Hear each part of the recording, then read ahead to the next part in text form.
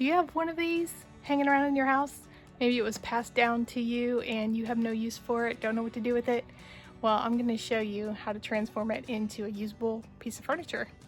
And it is an old sewing table. And you won't believe what I paid for this one, so stay tuned. So I've actually got two of these sewing tables now. That first one that's in pretty rough shape somebody was giving away, and then this one that I found at a thrift store for $5, and it was in pretty good condition. So I'm hoping I have enough paint left to make them into a matching set, because they'll usually sell better that way, but we'll see. So you can see it had hinges to allow it to open for the sewing machine access. So when my dad was here, he helped me with this project, and we just unscrewed the top so that we could remove that, and then we could take out this second tabletop where the sewing machine would actually sit. Somebody had already filled that in with a piece of plywood there, but so we removed that piece with a big hole in it, and then sawed off these metal pieces that allowed it to open and close. And then I'm just going to reattach that top piece back on so that it will just make a nice little accent table. Be perfect for a front hallway or a bedroom or anything like that where you just need a little something. So my first step, as always, is to clean it really well, and I am using all-in-one paint from Heirloom Traditions, and so I'm using their deglosser to clean, and it also slightly etches the surface so that your paint will have something really good to stick to. For this project I wanted kind of a smoky blue color, so I had the sample size in the color Haven, so I mixed that with the color London until I got the shade that I wanted.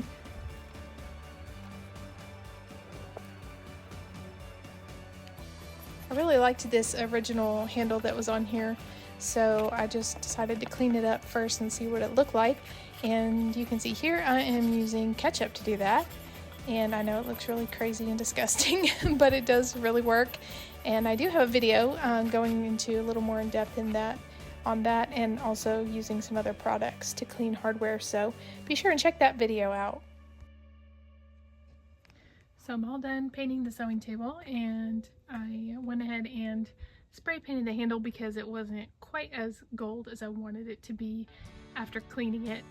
But I'm done painting, and now I'm just going to go ahead and add a top coat, which I don't have to with the Heirloom Traditions all-in-one paint. It includes top coat, but just for a little added protection on a tabletop, I do like to go ahead and add that.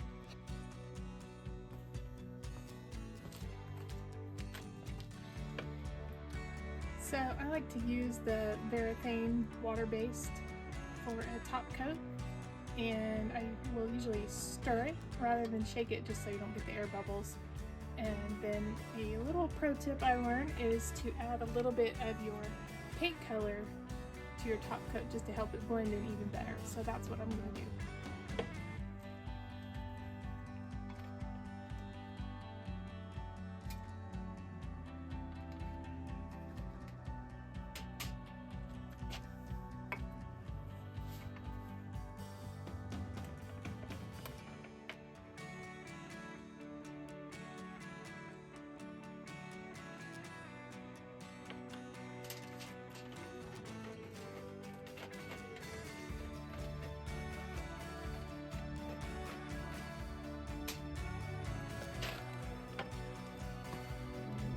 There's several different ways you can apply your top coat. I grabbed this little roller here, which is not my favorite. I don't know why I grabbed it, but I also have a sponge applicator that I like the best.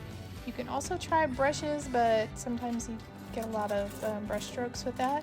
But you can try misting it with water as you're doing it if you're using a water-based product, or you can add a little bit of Floetrol to try and help eliminate any brush strokes. So you just have to try several, see which method works best for you.